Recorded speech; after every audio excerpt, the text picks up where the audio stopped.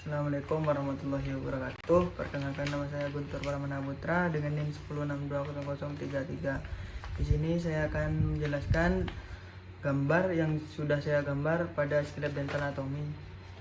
Baik, pada gambar saya yang pertama yaitu ada gigi insisif atas kanan atau bisa disebut gigi 11 yang terdiri dari beberapa aspek. Yang pertama yaitu ada aspek labial, palatal, mesial, dan distal, dan ada insisal. Untuk aspek labial yaitu tampak bagian mesio-insisal lebih bersudut hampir 90 derajat, sedangkan disto-insisal lebih membulat. Ukuran mesio-distal lebih pendek daripada ukuran cervical insisal. Pada aspek labial ini tampak akar satu cenderung membelok ke distal.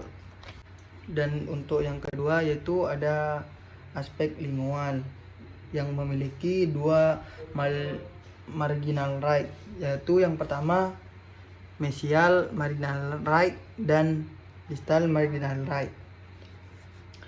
Dan ada pula memiliki satu fossa, yaitu fossa palatal. Untuk yang ketiga yaitu ada aspek mesial, yaitu pada aspek mesial ini terlihat mesial marginal right-nya dan juga terlihat curvature of cervical line-nya pada bagian mesial lebih cembung atau memanjang ke arah insisal. Baik, untuk yang aspek keempat yaitu ada aspek distal. Di distal ini terlihat distal marginal right-nya dan juga terlihat curvature of cervical line-nya di bagian distal lebih datar dibanding pada bagian mesialnya. Untuk aspek yang kelima yaitu ada aspek insisal. Di insisal ini ada terlihat insisal edge-nya, terlihat insisal cingulumnya, dan terlihat fossanya yaitu di bagian tengah, dan ada juga terlihat mesial marginal right-nya dan distal marginal right-nya. Untuk gambar yang kedua yaitu ada gigi incisif kedua atas atau bisa disebut gigi 12.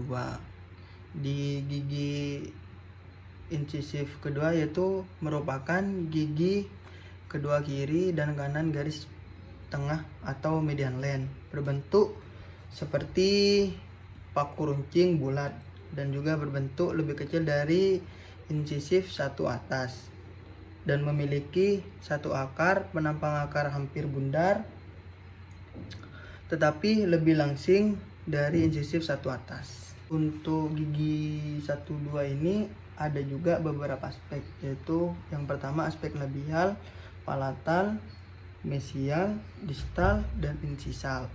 Dan untuk aspek labial ini seperti 4 persegi panjang, sudut mesio-insikalnya agak bulat, sudut disto-insikal sangat bulat, akar membelok ke distal, cervicalnya melengkut ke arah apek, dan mahkota lebih membulat dibanding insisif pertama. Namun tetap saja bagian paling sudut merupakan bagian mesial. Dan selanjutnya ada aspek palatal. Untuk aspek palatal ini sama dengan pandangan labial, yaitu terdapat cingulum fossa palatinalnya yang dalam dibandingkan insisif pertama atas, dan ada juga incisal red yang tebal. Untuk perbedaannya dari gigi 1 dan gigi 12 yaitu permukaan palatal lebih cekung dari incisif pertama, tapi insisal jelas miring ke bawah ke permukaan distal yang lebih pendek.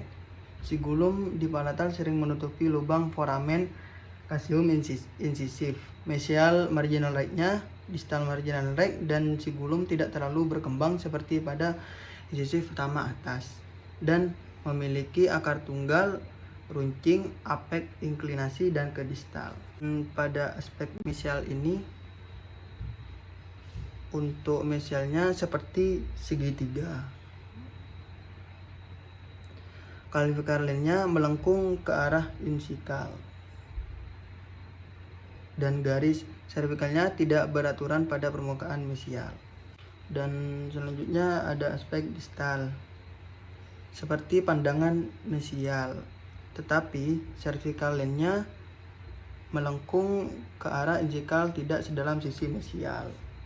Dan untuk yang selanjutnya yaitu ada gambar gigi 13 atau gigi canines, dan terdiri dari beberapa aspek, yaitu ada aspek labial, palatal, mesial, dan distal dan insisal.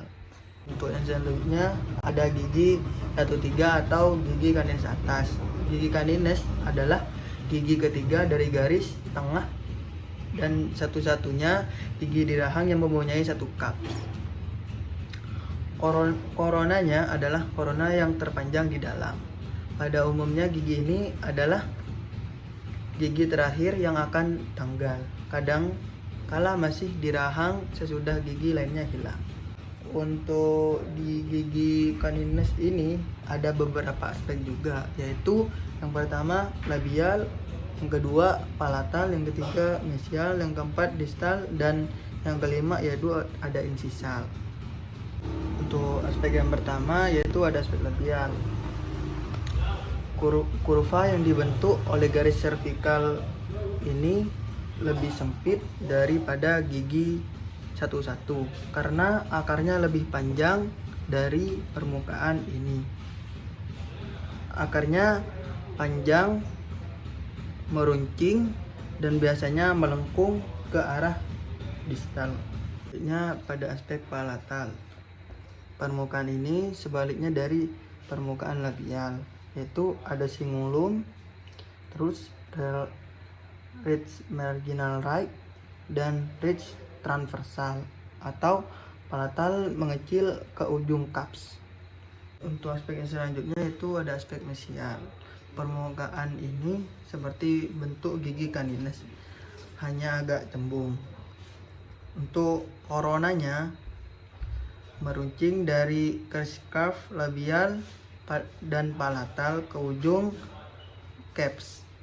Ukuran labiopalatal lebih besar sehingga koronanya menjadi lebih tebal dan kuat. Untuk pandangan yang selanjutnya atau aspek yang selanjutnya yaitu ada aspek distal. Permukaan ini berlawanan dengan permukaan mesial. Hanya garis servikal tidak begitu melengkung ke insisal.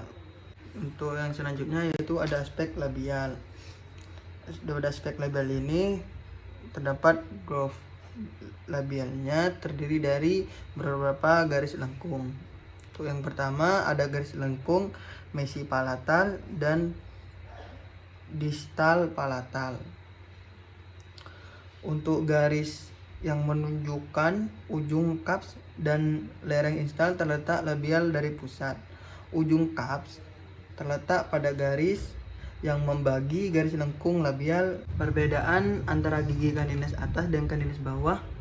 Untuk yang pertama yaitu ada dimensi mesiodistal pada titik kontak dan cervicocapsnya. Untuk canines atas itu tidak begitu nyata dan untuk canines bawah tidak nyata.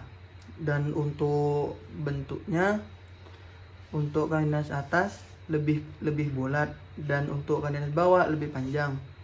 Dan untuk ujung cupsnya terdapat pada poros gigi untuk canines atas, dan untuk canines bawah ada lebih ke mesial. Mungkin itu saja yang dapat saya sampaikan, kurang lebihnya mohon maaf. Wassalamualaikum warahmatullahi wabarakatuh.